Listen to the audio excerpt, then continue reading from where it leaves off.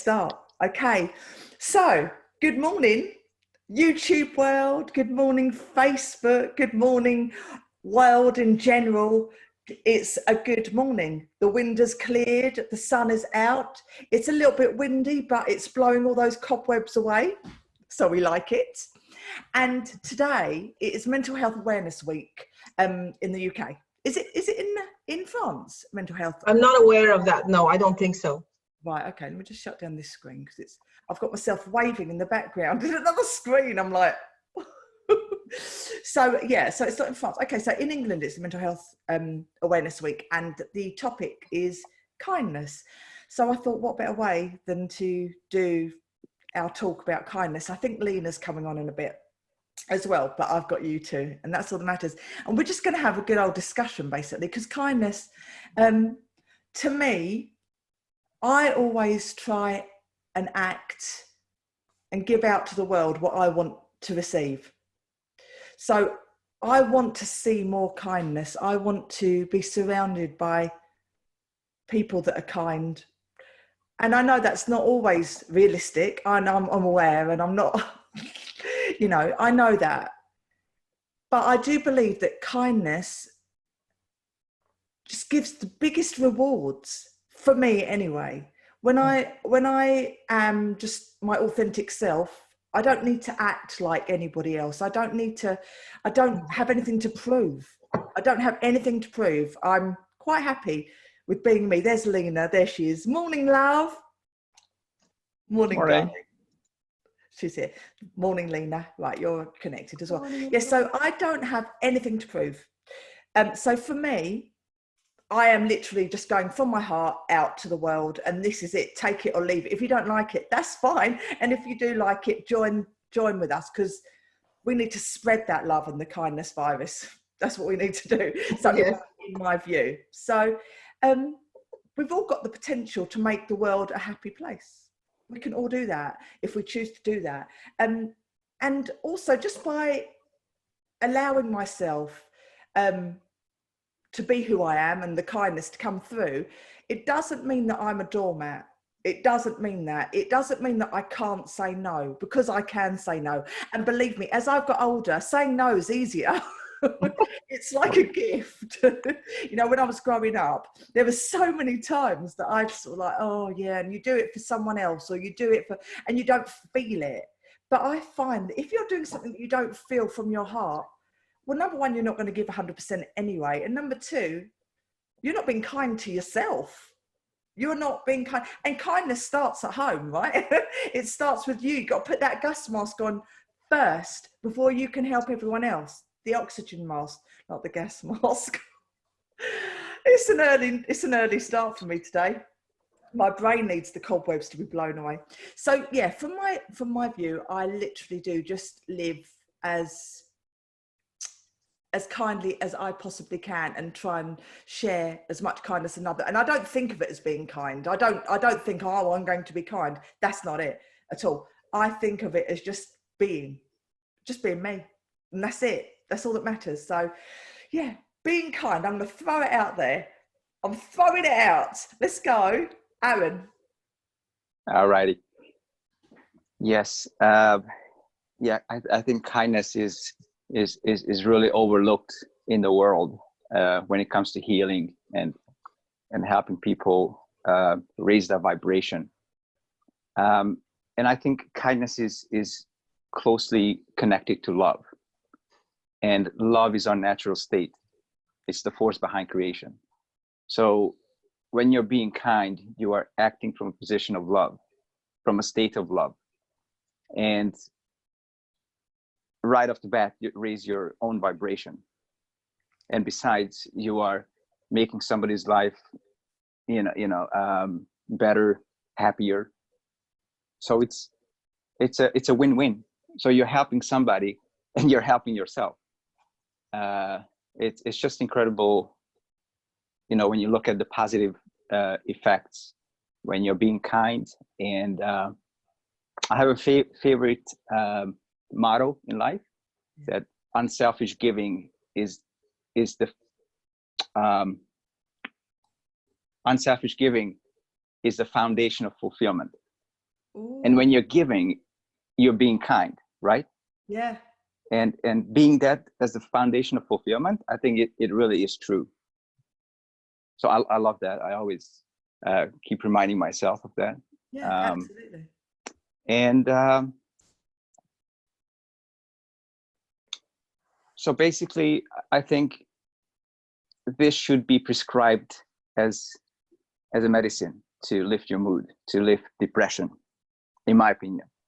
So I've heard about natural ways to deal with mental health illnesses. Like in Scotland, doctors prescribe walking in nature to help you lift your depression, which is great, because it really helps, doesn't it?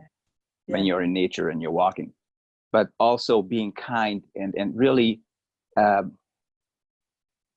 making the extra effort to generate kindness and perform acts of kindness on a daily basis will do the same thing. Will raise your vibration, will kind of redirect the focus from yourself dwelling on your problems to doing something, the good deeds for people. And so I've shared a nice technique with people I've coached before. It's the kindness journal. I'm sure you've heard about it. No, yeah. Go ahead. It's basically for 15 days or 20, whatever, you start journaling your act of kindness. So every day you make an extra effort to do something for somebody. Could be simple things, calling an old friend, singing happy birthday, delivering something to your neighbor, anything, or saying nice compliments in a shop, appreciating the shopkeeper, whatever. And record it, and record what you did, how that made that person feel, and how it made you feel. Nice. So these 3 things, and you do that for like 20 days, and you're gonna see the changes in yourself. Yeah, I can believe it. And repetition, because by giving it, it's like the law of attraction, isn't it? It's the law of attraction. Just what you give out, you receive. So what you want, you ask for. So if you're asking for those kindness, you're going to get it. Yeah. So thanks, Aaron. That was lovely. Okay, so maybe Susie, my darling. Morning, love. I was muted. Well, as I said earlier, in NLP, we like to go to the bottom of things and see the process. And because behind everything, there is a process. So I would like first to take a few moments to discuss a little bit about this term, kindness, because it is one of these concepts that can be used a bit against ourselves as well, and against each other in the world, in a way. For instance, if we talk about anger, everybody here will just remember a moment from the past when they felt angry, and they know what I'm talking about. If I talk about joy or laughter, you all know what I'm talking about. So it's very simple. However, there are other states or notions that are less clear, and they're harder to define than others. And they're very much subject to interpretation, right? Especially terms that are defined through other terms. So it's like being kind is not as simple as anger and as love, right? It involves a set of actions or behaviors that are not probably the same for everybody. So in my work, I prefer to stay in the clarity and simplify everything and chunk it down to basic elements, because the more complex the subject is that I have to deal with, if I think of myself as unkind, the more overwhelmed I feel by it, and less I'll do about that. And it's going to be harder for me to really deal with it. So for instance, kindness is defined through all kinds of other states or gestures or qualities of being: friendship, generosity, and consideration, affection, gentleness, warmth, concern, and care, and all these things. And it's not everybody that shows their affection in the same way. And if the person doesn't show that affection towards me in the way that I need, it doesn't mean that they're not kind, right? And I'm not saying that kindness is not a desirable state to be in general, yeah? However, it can bring confusion to people, and it creates more harm than good sometimes, yeah? So if you think of yourself as unkind, this is a judgment, okay? And it's pretty harsh on yourself to do that. And I always tell people in my coaching sessions, do not aim to be a better person. aim to feel better, right? And aim to change that which doesn't work for you. Because if you think of yourself, oh, I'm unkind, I'm judging myself, I put myself down again. So it's not kindness in that sense. It is feeling better. Because as you said, Daniela, and I loved what you said earlier, it's just being yourself. It's just being spontaneously you. You don't have to think of being kind in order to be kind, right? Just be there with who you are. Because if you do that, then you'll be able to be there for others. Because, you know, the emotional realm is really complicated. Why? Because it is highly subjective, and it involves being good to others, and being good is not always the same for everybody, right? Mm-hmm. So for instance, and the paradox actually with kindness is that sometimes people that are preaching kindness are unkind to people that seem unkind to them. You follow me on that? Yeah, say that again. So I said that the paradox with kindness is that sometimes people that are preaching kindness are unkind to people that seem unkind to them. oh yeah, absolutely. Yeah. Yeah. So if you preach kindness, then be kind to everybody. But is that possible? So probably it's not kindness there, and it becomes problematic a little bit. For instance, in a relationship, Danielle, if I'm in a relationship with you and I believe that being good to you is to constantly overwhelm you with kisses and hugs and be all over you all the time and overwhelm you with my presence. And if for you being kind means, you know, I want to give her the space. I think that loving someone and caring for someone is giving her the space to be there and have her own time and read her books and do her things that, you know, passionate her. Then we'll have a problem in our relationship. Yes. And this in coaching with couples, we usually do that because they say, well, I have lots of kindness towards you, or somebody tells to the other one, you're not kind to me. Well, what do you mean by that? Yeah. What precisely do you mean by that? So we have to chunk it down into the type of gestures and actions that you will recognize as kindness, and then express them to the other one and say, okay, to me it means to hug me 3 times a day. And that's being kind. Or, you know, not being too harsh talking like that, you know, that's being unkind. So it's good to define, and it's good to understand that what you believe is kind is not always kind to the other person. Yeah, absolutely. So, yeah, what do you think about that? I think, well, I mean, it's funny you say that, because a friend of mine this morning, she has the same situation. She is with someone and she's at a position where they may move in together.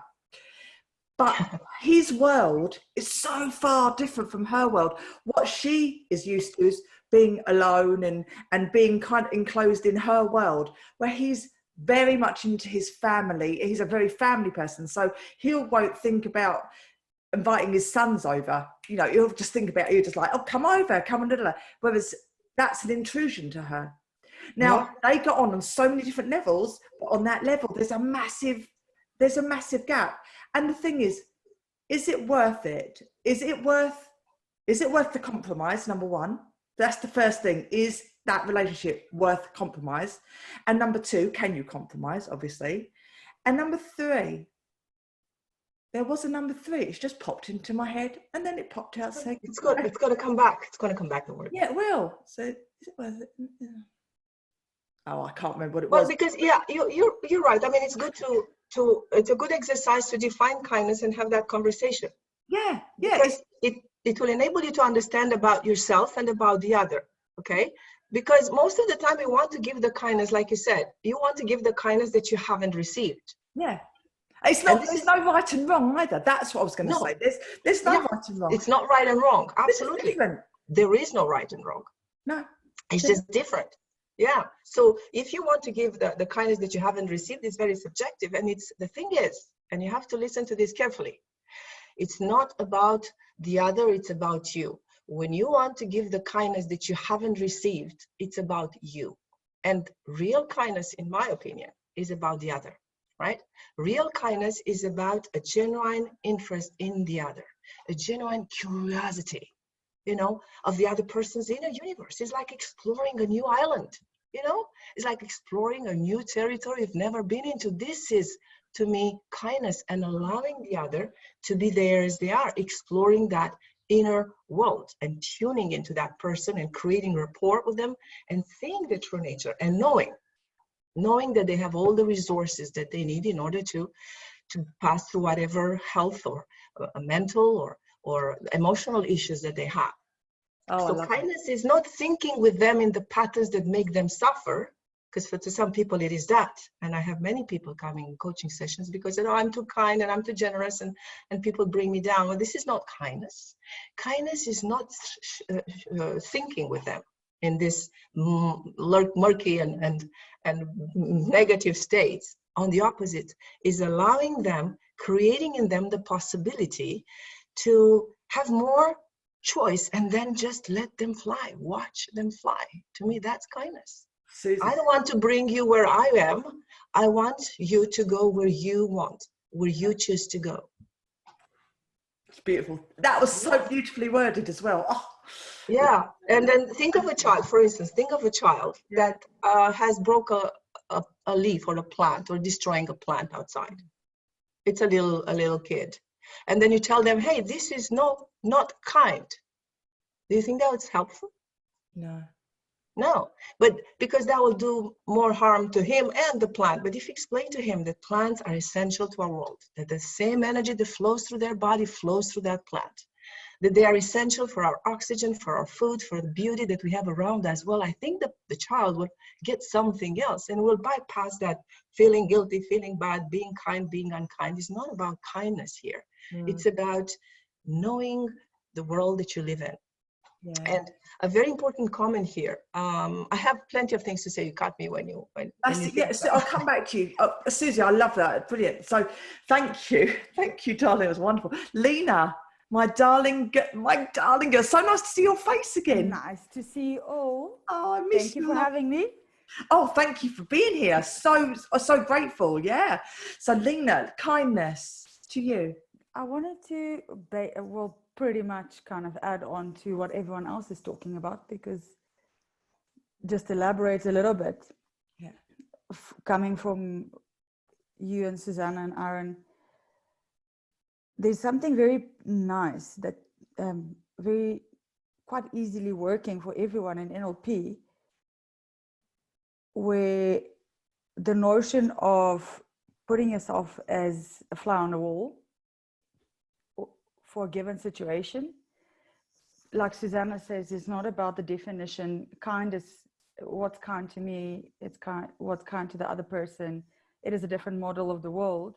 But most people, and then saying, well, just be who you are, an obstacle in most people's lives is that they don't really know who they are, and they've never asked that question. They've been following up other footsteps, and then there's a path that they always take, like your friend, for example, oh, I'm always kind, or your client, I'm always kind, I always do this for other people, I'm always so kind. But that's a notion of perspective of themselves or the world around them, or how they see things. And however, if there's a situation that for whatever need is an obstacle, or it seems to be stuck in your head and you seem to be questioning it, since we're talking about kindness and that, let's make it work.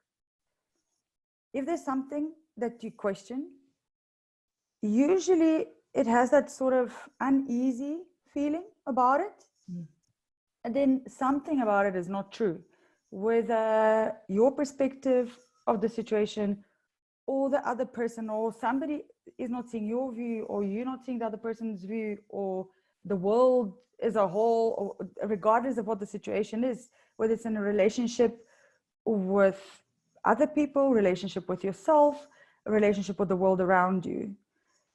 When something seems dense and heavy and unkind, for a split second, if you could just observe that situation from over here and look at it, then what would you say to the world right now? If it's the world that's bothering you, what would you say to your relationship that's feeling uneasy? Or what would you say to yourself? When we talk about it, when we rationalize this in our heads, we can make 10,000 scenarios about, oh no, he said, and now she said, and so I'm not talking about that. Because that adds you up in a story where you carry on creating density and friction. As soon as there's a friction somewhere within yourself or the world around you, stop. What I'm talking about is observe. stillness, even if it's for 3 seconds, it takes 3 seconds, and be honest at the first thought that comes into your mind, looking at a person that seems unkind, or looking at a world that seems so harsh and unkind, to a God that's been so horrible and unkind, or regardless of what the scenario is. 3 seconds of a gap where you are the fly on the wall and just observe. No, and then allow the first thought that comes to mind to be the one that is a guiding thought. Often those thoughts are very neutral when you do the exercise and non-judgmental towards you, the world, or often they're a little bit bigger than the concept that was going on in your mental state before you removed yourself as part of the victim or being in the situation. It's a beautiful, beautiful exercise in NLP to detach. Yeah, So, Lena, that was wonderful. back to you. That was you word things, all of you word things so beautifully, so hypnotically, and so descriptively. Oh, I'm in awe of your language. Oh, I love Our it. entities come together. Susie. Lena, I think you were actually part of the group when I was doing that exercise, and you kind of helped me to do one of those. I remember precisely. I went right back into that moment when I was observing a specific moment in the past as being the fly. And indeed, you get lots of insight as looking at it from a different perspective. And I was talking to Danielle, maybe later, we can do a little exercise, an NLP exercise similar to that will enable one to get more kindness, if you want to use this word. But since you talked about being aware and stopping for a moment, it's very interesting you said that, because you see, to me, kindness is a sort of is the result of a specific state.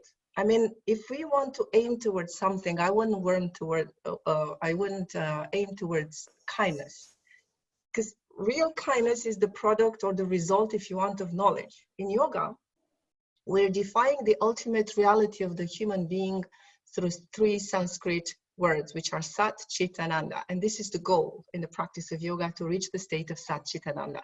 With Sat means truth, Sat Chit means consciousness, and Ananda means bliss. So the true nature of the human being is truth, consciousness, and bliss. So we're not talking about love, and we're not talking about kindness. It's what we aim towards. Why? Because when you get into that state where you feel connected with everything and you are part and one with everything, the automatic response, if you want, to the world is what? Is love and kindness. From that perspective, being one and connected to the source, you cannot but just be kind and loving. So I would not put pressure on myself, I should become a kinder person. I should aim towards this feeling connected with the truth of who you are. Yeah. About knowing yourself more, and about understanding others, how it works in others. No? So coming back to NLP, it all depends on the territory on which your gesture lands. You see, the human mind always tries to apply patterns and make rules, right? When this happens, I should act like this, right? For this particular case, I'm going to apply that particular remedy. So you may think that what you're doing is kind when you want to help someone and be kind, but perhaps that person doesn't allow that for now to go into their universe, and then you'll suffer and it'll be disappointed, right? So yeah, and then you, like you mentioned, Danielle, you say you feel hurt, and then you start to say no, and then you start to go a bit on the other side, like from being excessively kind, you start to be excessively selfish, say, no, I'm only interested in myself now, but that's not it. No. The answer is really knowing yourself, knowing your own mind, how the mind works, and understanding each person has their own representation of the world is the best act of kindness. Because then you really hear and see the person in front of you. You really see them. Yeah. You really hear them, and then you react to them according to the situation, as the situation requires you to, right? Sometimes kindness is telling the person the truth. Yeah. or letting them go, you know, or telling them, hey, listen, you have to change that, or I cannot be with you Susanna, anymore. Yeah. on that topic, I just want to drop a bomb, Please. where like gives people something to think about. Yeah. When you hand out, think about a homeless person and handing out to a homeless person. There's time where this is kind. This could be seen as kind. You hanging out, whether it's money or food parcel or whatever it is, to a homeless person. That may be perceived as kind. But what if it's the very trap that keeps that person homeless? Oh yeah. See, that's the thing. It's I the just want that's for perspective. people to understand. As we talk about kindness, drop that bomb. No, I see what you're saying. Yes, yes. You know what? And I'm thinking, I'm having this metaphor in my mind right now. You see, because if you were to be in a prison and treated with kindness, or be totally free and feel free to choose what you want to be, what would you choose? It's not the kindness, right, that mattered. It's enabling that person to feel free and feel how powerful they are. That's kindness, I think, more than anything else. So kindness makes me feel good about myself, which is lovely. And like going back on Aaron's point with the list, that is a very beautiful kindness list, where noticing when you putting yourself down, having a list with those for 21 days or 20 days where you've noticed all your kindness, that definitely shifts you from getting out of a mindset where you're a Martha and you get nothing out of yourself other than feeling sorry for yourself and talking harsh in your internal language. But the other situation is when you are doing kind for that feeling, I'm now being kind, and the discretion to use is like, well, okay, the world does not owe you anything for your decision of what kind is. At the end of the day, you're giving out energy to everyone that you give kindness to, and it's a beautiful thing, because when we give, we do receive, but we're not doing it to receive, we're doing it because it's a natural flow. But if you're giving it to someone that isn't appreciating it or is blocking that energy, that is just the drain on who you are. So you have to give your kindness and who you are as a person and who you are as an energy to the right people that will enhance their lives too. Because if you're blocking something, you're not ready for that. You're not ready for that energy. So you have to be open and ready to accept it. As humans, we're born and we have it.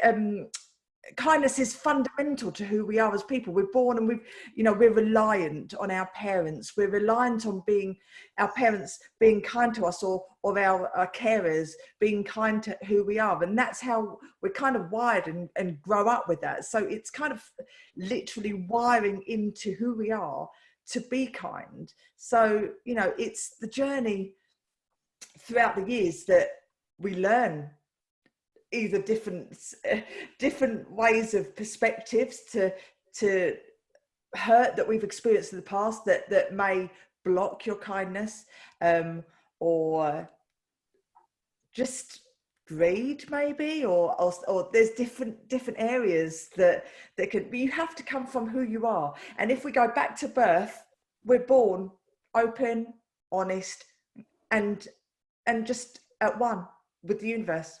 That's where we're born. So that's a good place to be as well. To be a baby again. For most babies, should I say, for most babies. Yeah, but it's also, Danielle, because you said that, and going back to what Aaron proposed, an exercise, which is so nice. It's basically establishing as many habits that serve you and that can serve others, that make you feel good. So searching for and elicit and pile up, like you said, from when you're a baby and you had that innocence and you had that just pleasure of discovering others and relating to others, and you didn't judge others and you didn't have to see them as good or bad. Of course, it comes down to the dangerous part, but we don't go there for now. But just a matter of searching for these moments in the past and elicit them, and remember when you felt good, remember when you felt connected with others, remember when you felt that generosity, and pile them up, as many as you can, anchor them in the body. As that eventually you have more choice in how you want to feel. And then when somebody is totally rude in front of you, you have more choice. You don't have to see them as unkind. You can see, well, this person has a pattern there. You can realize, okay, there's something going on in there. And if you have that choice, and if you have some resourceful state anchored in your body, you can just elicit it and then just be there and allow, maybe you can serve that person just by saying them, listen, this anger is not useful for you now. Rather than, oh my God, you feel angry, or just scream back at them, or, you know, that is kindness. Kindness is that freedom of choice, that I can choose how I can be with you now, regardless of what your representation of the world is. Yeah, I like that a lot. Perfect. Oh dear. So, but Aaron, you disappeared for a minute. You're back. No, I'm back. Yeah, I was gonna unmute myself, and I did. Yeah, unmute. Aaron, have you got? Yeah, anything? yeah. I was just gonna add to that what Susanna said, and also Lena before.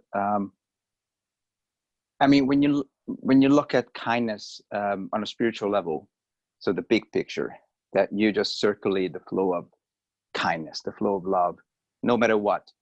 And yes, some people will reject it. You know, people who are not on the same frequency, vibrational frequency, and they probably have you know, a lot of negative emotions stored. They can't communicate their needs properly, and they will reject. But somehow believing that as you circulate this flow of kindness and love, it will make an impact even on those people's lives. Because, you know, when you meet somebody who's upset or really angry, but you're still, you know, kind to that person, you know, the mirror neurons will start firing. And That's you know, the guy, you know, the person can't help it but somehow change the physiology because those mirror neurons are working. So maybe the person is pushing it away, but at a certain level, it's still working. It's still working. Yeah, I mean, and the more they get given kindness, then the more that they realise there's nothing to fear, and they can let down their barrier. Absolutely. That's it. Yeah. But they have to be ready. You know, you're right. That's why I mean, that's the way I am. I am kind to everybody. I am just me to everybody. And if I feel a barrier, I will just keep being myself, but I won't give so much of my energy, because when I love someone unconditionally, and I would do anything for them. I just would. That's who I am as a person. If I can, you know, if it's within my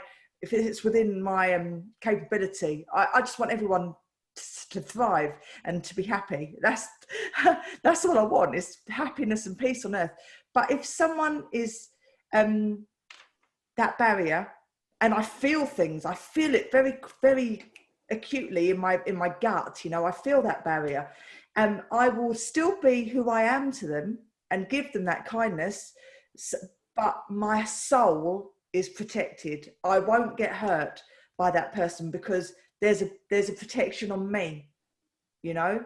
So yeah, so it's just my authentic self coming out. That's I love that, what you're saying. But yeah, the more you're surrounded by positivity and love and kindness, the more you're going to be in the position to be able to let that barrier down and take it in. I love that, Aaron. Yeah, it was just a quick story. Hope it relates to this.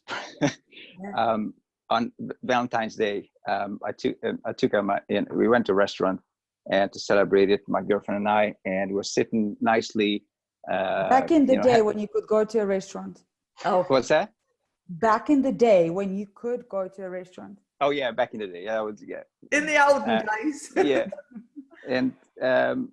and then we're just sitting there, really having a nice time and meal. And the guy came in and sat in the corner.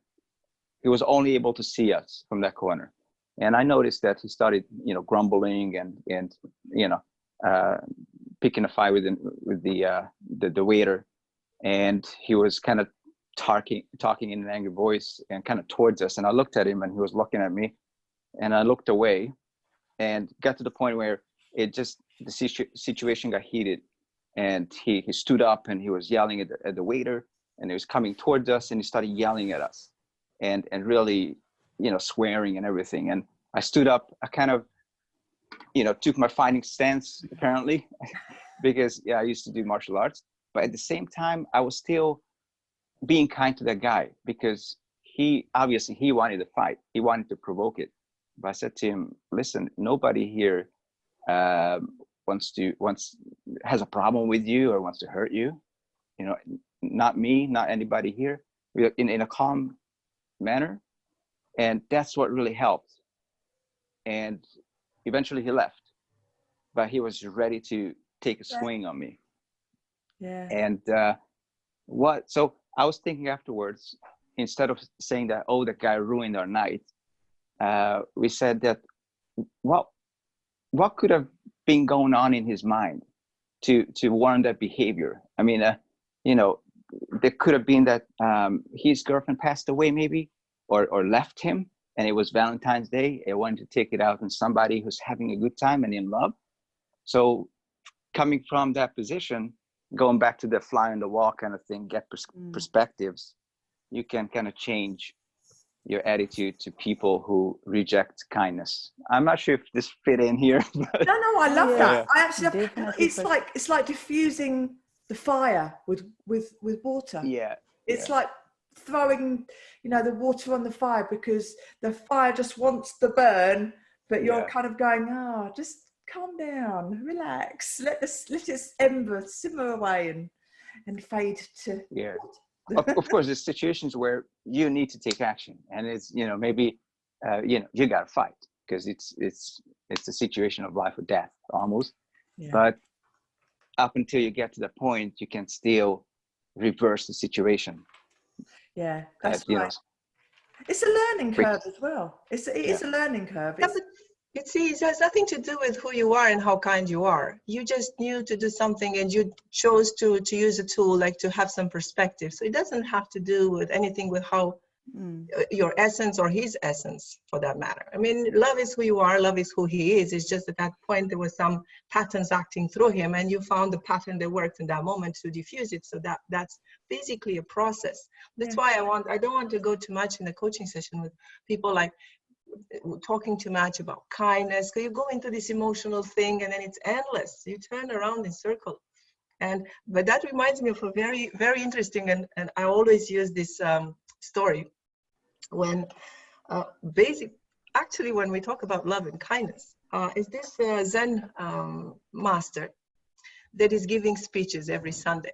And this woman that goes and she listens to his speeches every weekend, and she's always very fond of what he says. But one day she goes to him and she says, Master, I've been following your advices, but this time I have a little problem and a little question for you. You see, every time I go to work, I pass through this narrow street, and there is this person, the street person that is there, and sometimes he's drunk, and sometimes he comes and attacking me. And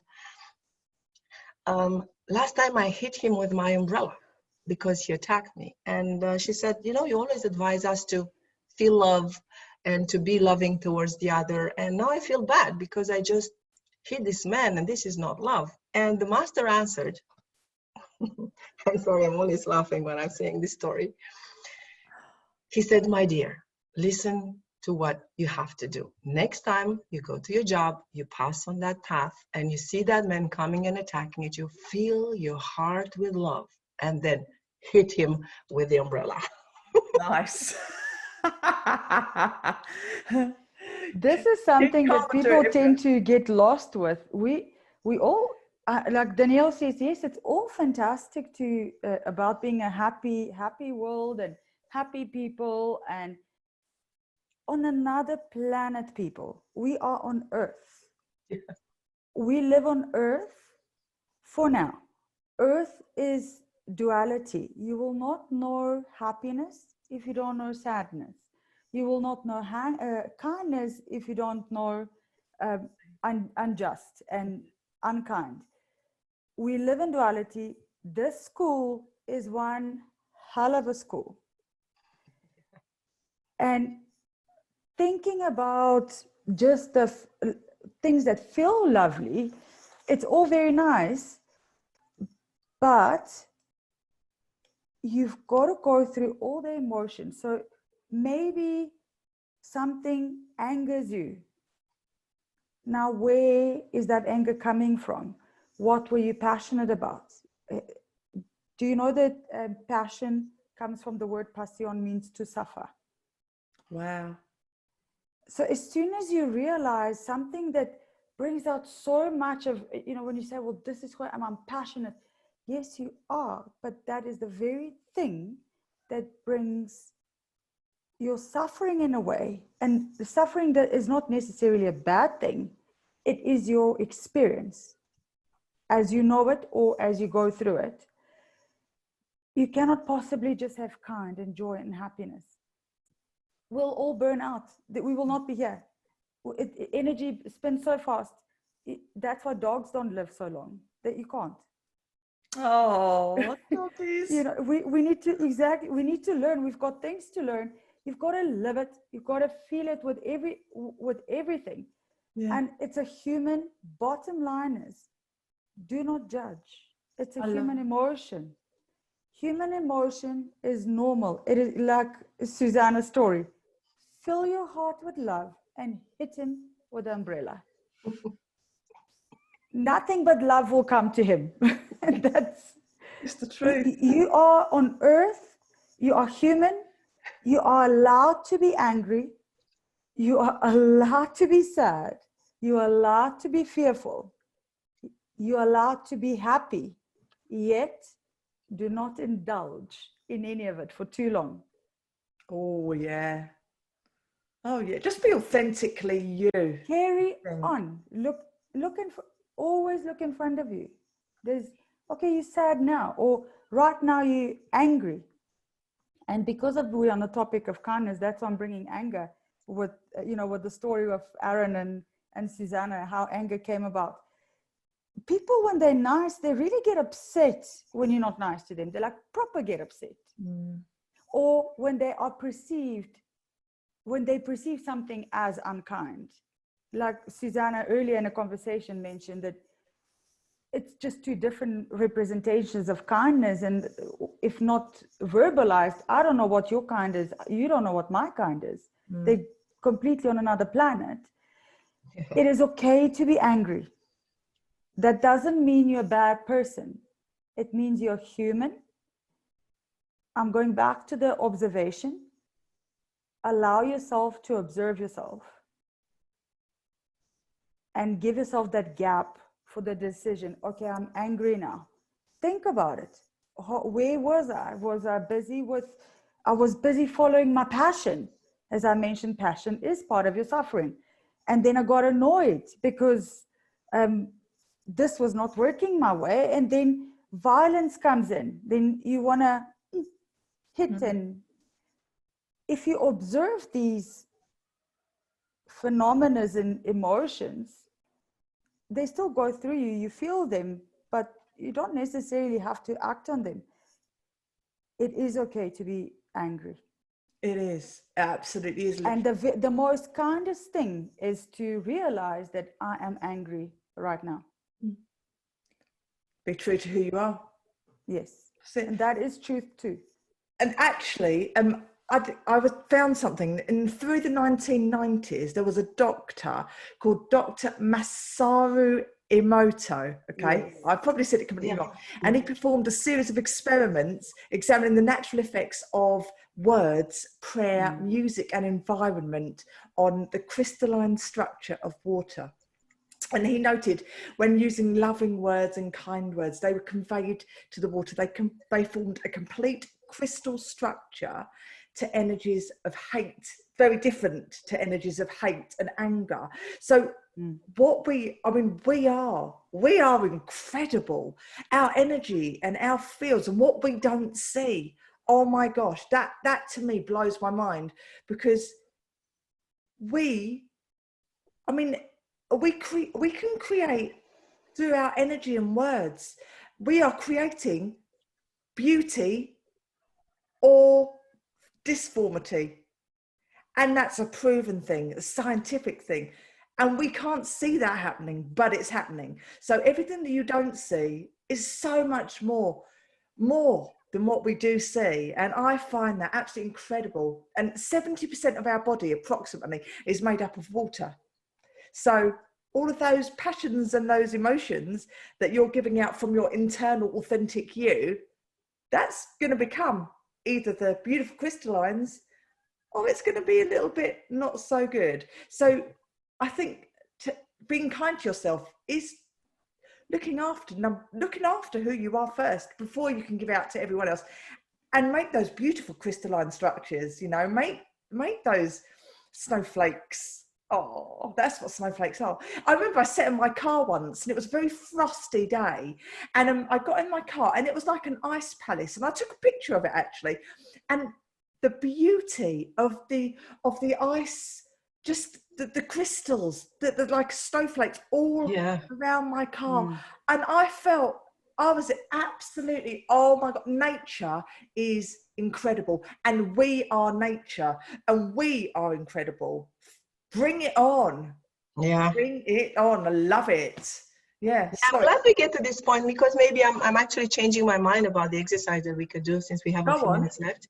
Let's do it. Let's do it. About kindness to yourself, because if there is one person you should start with, yeah, it's this one. Yeah. So it's a very nice exercise. I actually mentioned it. Selling my book again? No, I'm just kidding. But I'm actually having in my book, in Open Your Heart to Love. Yes. I have a chapter on your inner voice. And since you're talking, and make it more clear, because everybody has the notion of kindness, but we can all recognize a kind words. We can all recognize a kind voice. We can always recognize a kind advice as compared to harsh or hateful or anger. And so what I will ask you to do, all of you now here and everybody listening and watching, is to think of a moment when you did something wrong, and try to remember what you're telling yourself when things don't work well. Like, how do you talk to yourself when you think you failed? Yeah. Can somebody give me an example here so we can do this? Frustration. Yeah. And what do you tell yourself, for instance? For goodness sake. Stupid cow. Yeah. Why did I do that? For goodness sake. So not again. And this is how it really sounds, right? Yeah, it does. In your mind. Try to listen to it carefully. Aaron, do that too as well, please, if you can. To really listen to the tone and the voice. And again, say it, each of you say it out loud, so we can have fun with that now. Yeah, we can. What we would normally say. What would you normally say when you do something wrong? Yes. Oh, can't believe that's happened again. For goodness sake. Yeah. Lena? Silly. How can you be so silly, stupid woman? Yeah, that fast, in this tempo and this voice? Yeah. Okay. And Aaron, what do you say? I'm pretty good at this because I shift very quickly. Okay. But I usually say, oh crap, I screwed up. Yeah. But then I know, how to do it next time. So I really quickly shift. Oh, so I love that. It's just a quick reaction to it, but then I immediately shift, and that's just a habitual way of thinking now. Okay. And I never beat myself up. I always just look at, okay, what did I learn? Next time I can do it better. It's because you haven't got female hormones, time of the month. That's what it is. Yeah. Well, on that note with Aaron, I do say this thing, but it's so natural to pass, like Susanna said, it just passes through, because you have the neurotransmitters that are used to using that pathway, so they fire. Yeah, that's why it's good to train. So let's go back to the exercise and let's think. Yes, I usually laugh. Yes. No, it's best to actually change that voice, because if you only laugh, you don't create new pathways. So Danielle, what would you tell yourself that would be really kind? If you were to tell that to a child that you love, to your baby, something wrong, what tone you would use, and what would you tell yourself? I like that. I'd say, you see what happens when you do that? And it will keep happening until you learn. But you are learning. You're learning every time it happens. So don't worry. It will be okay. It's not the end of the world. Let's do it again. Go kinder than that. Kinder. Kinder. Kind. Oh, duh. How kind do I go? I'm real me. Kinder than that. Kinder than that, and Kinder. shorter and sweet. So don't worry, it'll all be okay. It's okay. You're going to learn from this. It's okay. You're going to learn from this. Yeah. And try the tone, a very loving tone, like really tender and kind. Darling, it's okay. It's actually okay. You're going to learn. You're going to learn from this. You're going to learn. Now, okay, close your eyes and say it mentally to yourself.